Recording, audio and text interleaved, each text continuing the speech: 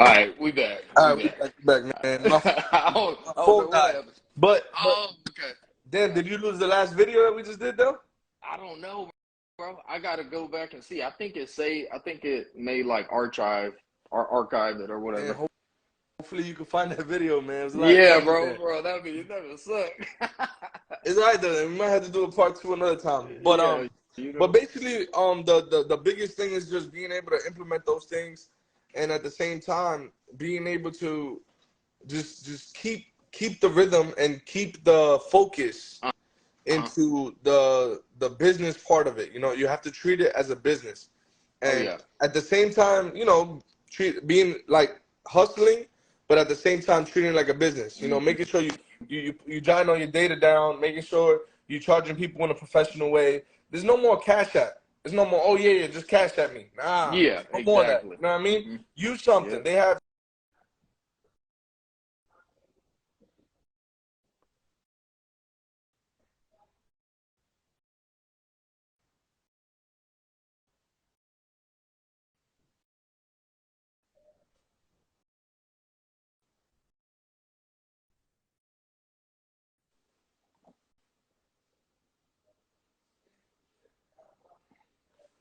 Oh, wow.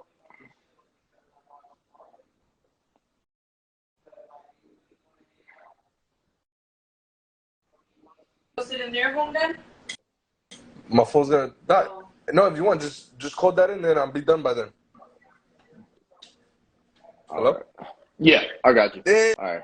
Damn, bro, I don't know what is going on, man. Bro, I ain't had no issues before, bro.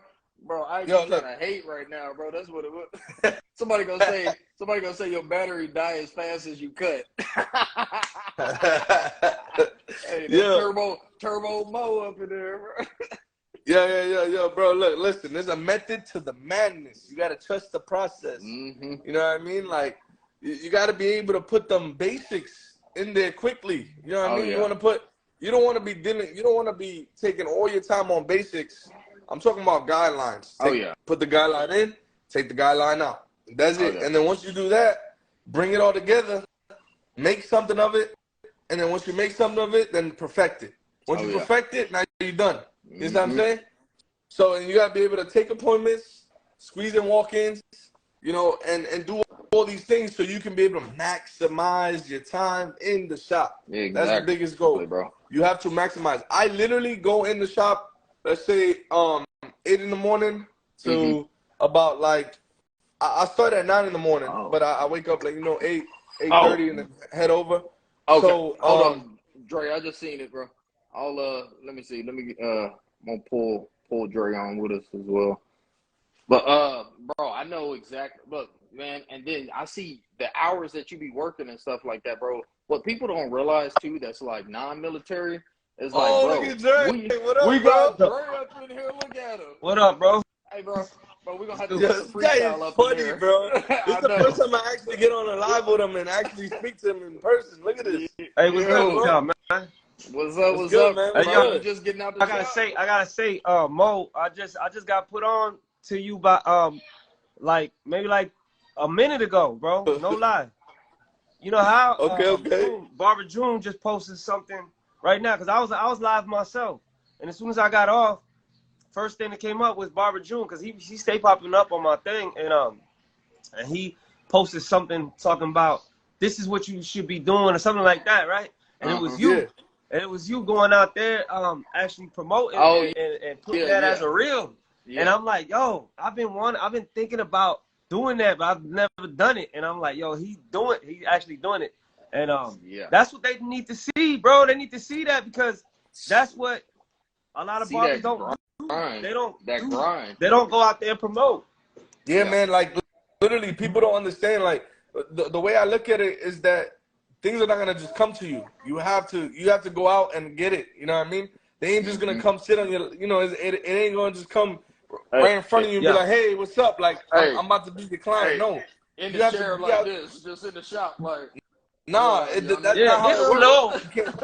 That's not how it works. It's slow. You gotta be able to. It's literally if I'm outside and I'm not in my this is my house. There's nobody in here. I don't gotta talk to nobody. But when I'm outside anybody that I talk to or anybody that I see in the street, I'm going to stop them. I'm like, hey, bro, I'm a barber.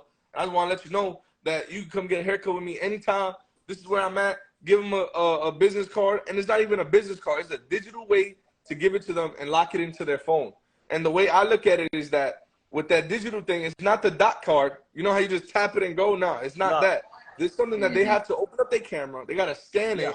And at the same time, you got to have a conversation with them. Like, yeah, look, this is where you book an appointment. This is how it is. It's in your contacts. All you got to search up is Mo the Barber. Super easy, super quick. Once you do that, you got the link right there to book an appointment. Same thing, the same way I do with anybody that comes to the barbershop. They come in as a walk-in or they book an appointment with me anonymously or whatever. And I give them that same card and I lock it into their phone so that when they come, they want to get another haircut, they know exactly where to go to book another appointment with me directly. So yeah, for sure, bro. You know what's crazy? Like, I get on social media. I mean, I get on live or whatever, right? Everybody always asking, yo, how much you charge? How much you, like, I'm like, in my mind, I'm like, yo, why do you care? Like, ask me, how do I pick the clientele up? Ask me how I, you know what I'm saying, how I turn a walk-in into a every repeat client. You know? How do I do? Ask me those questions. Don't ask me why y'all, like, the thing is, once you become booked up, you can charge whatever you want. But until you get yourself to that point, like, why is the price always like, that's all everybody always wants to know. They got to the point where I just don't tell nobody, like, because honestly, different prices, different places, you know what I'm saying? I'm in South Texas. You could buy a 4-bedroom house out here for like $275,000 in a beautiful neighborhood. It's the prices, and where I'm from in Jersey, $400,000 get you like a house built in 1970. You know what I'm saying? So it's like you can't compare. Like the price. It's not about the price. It's about building your clientele, bro. Building your clientele. So it's like you have to be able to build your clientele first, bro. It's a system. A lot of people don't realize that, and that's what I was trying to explain earlier. Is that people worry about the money, and that's the thing that they don't understand. You have to have the work ethic and love for the industry and respect for the industry, and know what the barbering industry can provide to you when you have the love for it.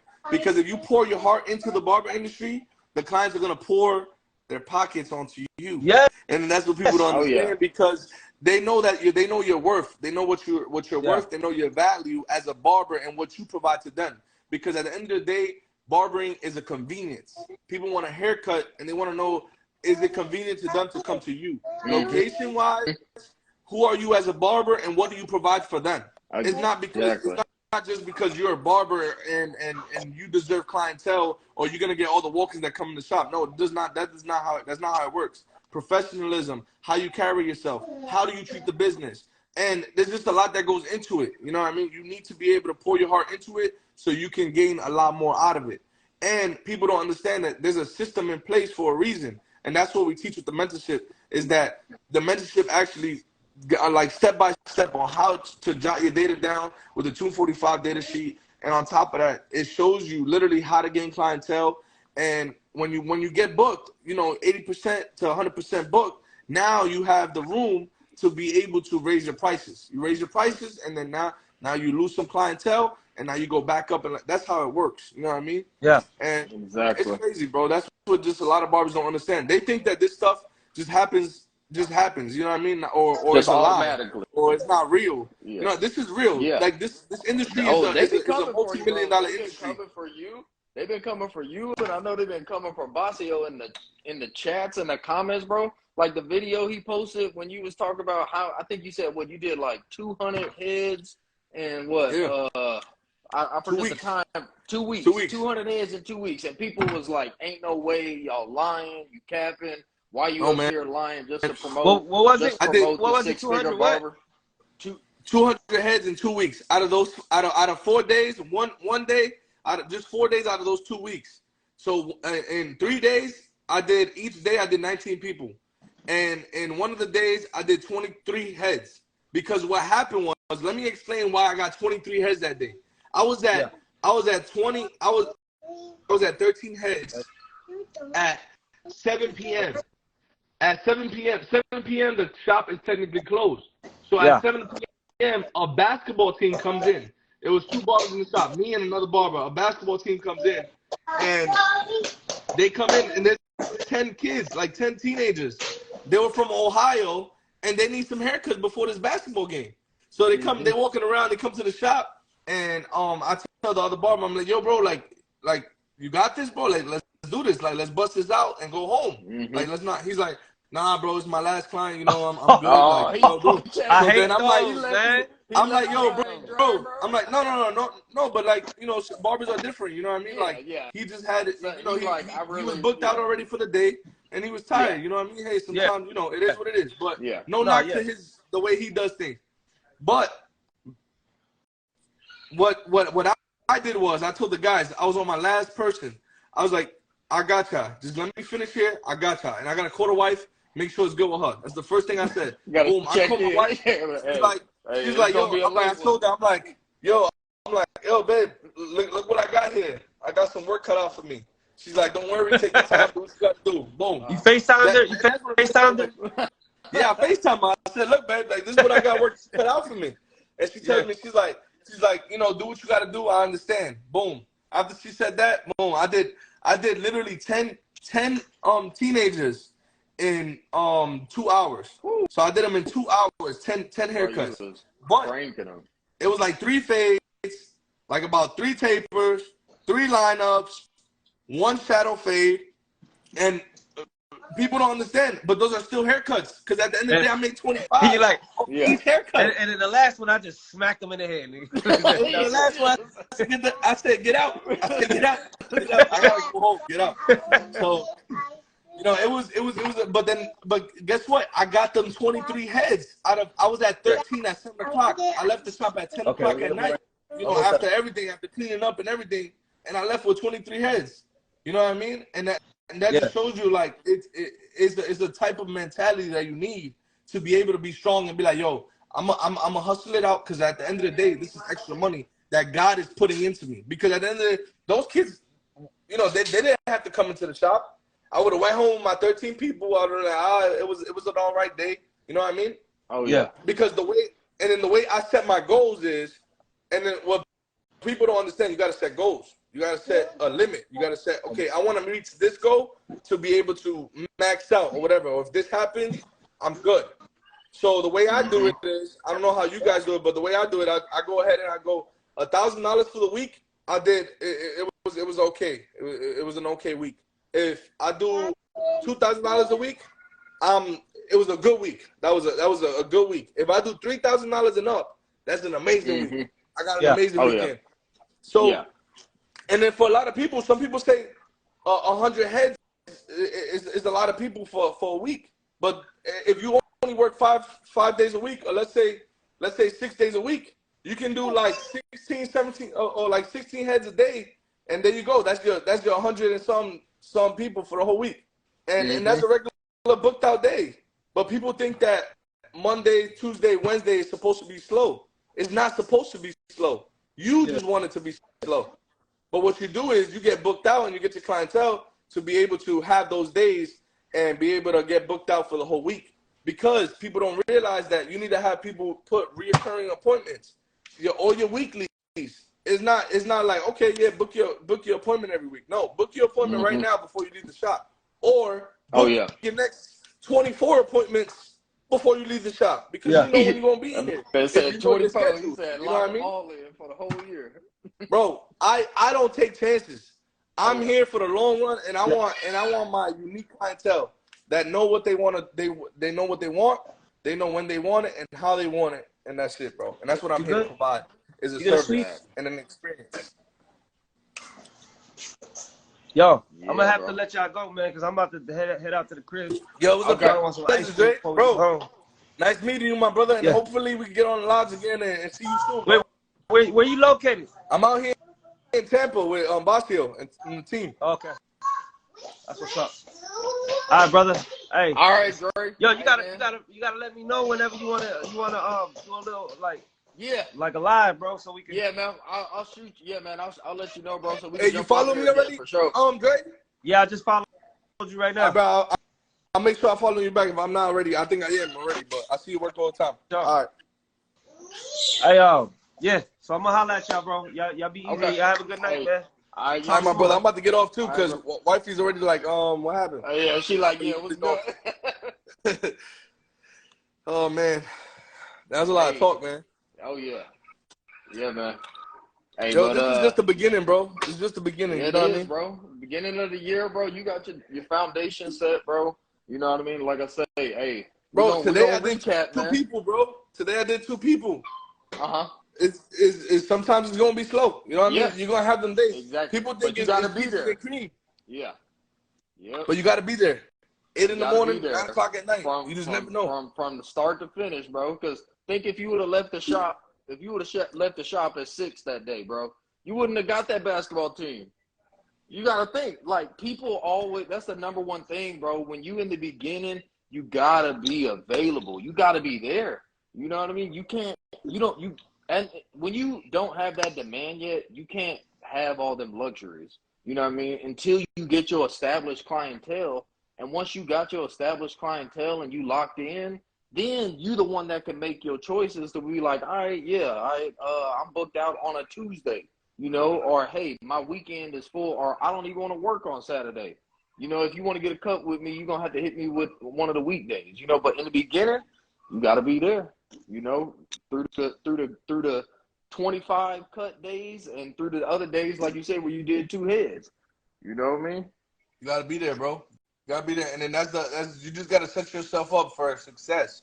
That's the way I look at it. I do that with my haircuts. I do that with anything I do, and I just like for example, I came and got a haircut with Basio, and I was able to cut his hair and have a great conversation with him and let him know I want to work for Headlines. And he told me, yeah, bro, you got a spot here, and look, that opened my doors up for me to be here now.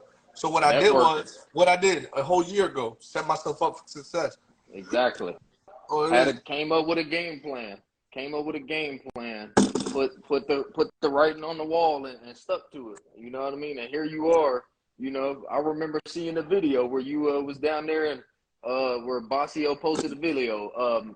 Military client gave me a fresh fade and stuff. I remember seeing that. I was like, yo, that's Mo. Wait, hold up. I was like, Mo pulled up and cut Basio.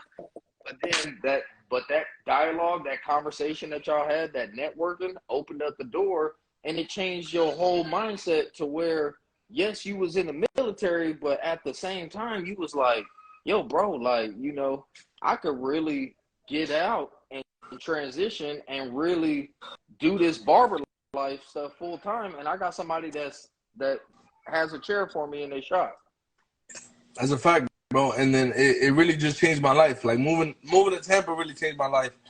And it's funny, a lot of people think that, you know, like it happened this way and it's just coming naturally. Nah, bro, like everything it happens for a reason. And the way I did it was because I really wasn't gonna come out here. I wasn't gonna you know, do the mentorship and stuff like that because I was set in my ways of like the way I did things. I loved working on my own, being my own boss.